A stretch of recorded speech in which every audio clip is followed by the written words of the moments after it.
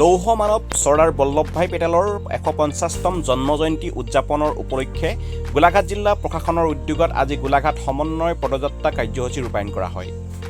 গোলাঘাট জিলা আয়ুক্তৰ কাৰ্যালয়ৰ সন্মুখত কাজিৰঙা লোকসভা সমষ্টিৰ সাংসদ কামাখ্যা প্ৰসাদ তাছাই চৰ্দাৰ বল্লভভাই পেটেলৰ প্ৰতিচ্ছবিত বন্তি প্ৰজ্বলন আৰু পুষ্পাঞ্জলি অৰ্পণ কৰি পদযাত্ৰাৰ উদ্বোধন কৰে। নগৰখনৰ বিভিন্ন পথ অতিক্ৰম কৰি চৰকাৰী বেজবৰুৱা উচ্চতৰ মাধ্যমিক বিদ্যালয়ৰ ক্ৰীড়া ষ্টেডিয়ামত সমাপ্ত কৰে। উক্ত অনুষ্ঠানত গোলাঘাট জিলা আয়ুক্ত পুলক মহন্ত, আৰক্ষী অধীক্ষক ৰাজেন সিং, জিলা অতিৰিক্ত আয়ুক্ত মিতালী লহকৰ, জিলা বিজেপিৰ সভাপতি চন্দ্ৰজ্যোতি বৰঠাকুৰ, জিলা বিজেপিৰ উপসভাপতি ৰাজশ্ৰী বৰা, জিলা ক্ৰীড়া বিষয়া বিমল চন্দ্ৰ গগৈ, মাই যুৱ ভাৰত গোলাঘাট জিলা যুৱ বিষয়া প্ৰবীণ সিং, APA অৰুণ চক্ৰৱৰ্তী, গোলাঘাট জিলা পৌৰসভাৰ সভানেত্ৰী দুলুমণি বৰবৰা, জিলাখনৰ বিভিন্ন বিদ্যালয়ৰ মহাবিদ্যালয়ৰ ছাত্ৰ ছাত্ৰীসকল আৰু জিলাখনৰ ৰাইজ উপস্থিত থাকে। পদযাত্ৰা শেষত সামৰণি চৰকাৰী বেজবৰুৱা উচ্চতৰ মাধ্যমিক বিদ্যালয়ৰ ক্ৰীড়া ষ্টেডিয়ামত এখনি সভা অনুষ্ঠিত হয়। সভাৰ আৰম্ভণিতে ১৪২ CRPF বেটেলিয়ন কামাণ্ডেণ্ট মহিন্দ্ৰ কুমাৰে চৰ্দাৰ বল্লভভাই পেটেলৰ প্ৰতিচ্ছবিত বন্তি প্ৰজ্বলন কৰে।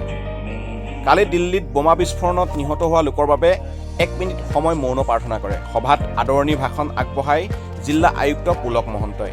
বিশিষ্ট অতিথি হিচাপে উপস্থিত থাকে লৌহ মানৱ চৰ্দাৰ বল্লভভাই পেটেলৰ জীৱন দৰ্শনৰ ওপৰত বক্তব্য আগবঢ়ায়। সভাত জিলাখনৰ ভালেসংখ্যক গণ্যমান্য ব্যক্তি উপস্থিত থাকে।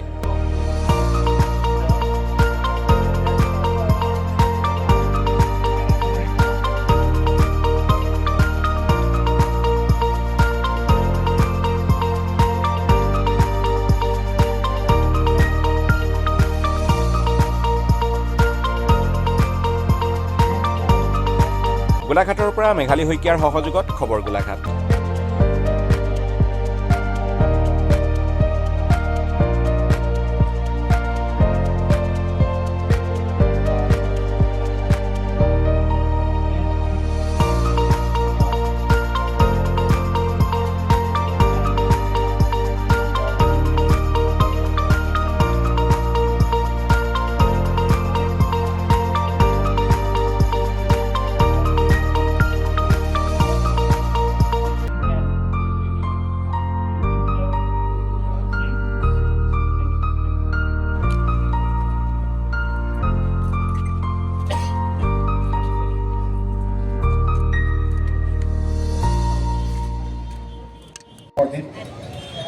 আমাৰ চৰ্দাৰ বল্লভভাই আমি আজি 4 দিনৰ পৰা ইতিমধ্যে কালি আৰু কমাণ্ডেণ্ট 11 এছএবিনৰ সহযোগত যোৱা 7 তাৰিখৰ পৰা 14 তাৰিখলৈ সপ্তাহজোৰা বেণ্ড ডিছপ্লে কৰা হৈছে।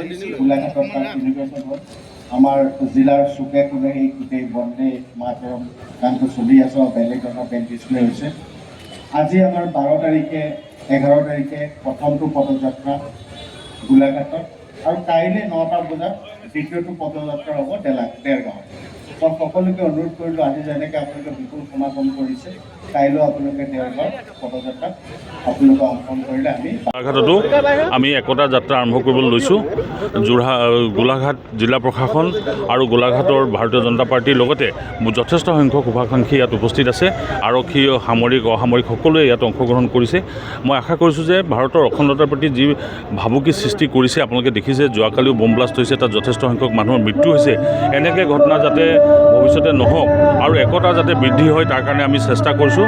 আমাৰ চেষ্টা অব্যাহত আছে। ভাৰতৰ মানুহে একতা আৰু অখণ্ডতাৰ বিশ্বাস কৰে, সংবিধানৰ প্ৰতি বিশ্বাস আছে, তিৰংগাৰ প্ৰতি বিশ্বাস আছে আৰু লৌহ মানৱ বল্লভভাই পেটেল ডাঙৰীয়ে যিদৰে ভাৰতক একত্ৰিত কৰিছিলে, আমাৰ জনসাধাৰণৰ মাজত বিশেষকৈ নতুন প্ৰজন্মৰ মাজতো যাতে এই ভাৱ বৃদ্ধি হয়, তাৰ কাৰণে একতা মাৰ্চ আমি কৰিবলৈ লৈছোঁ।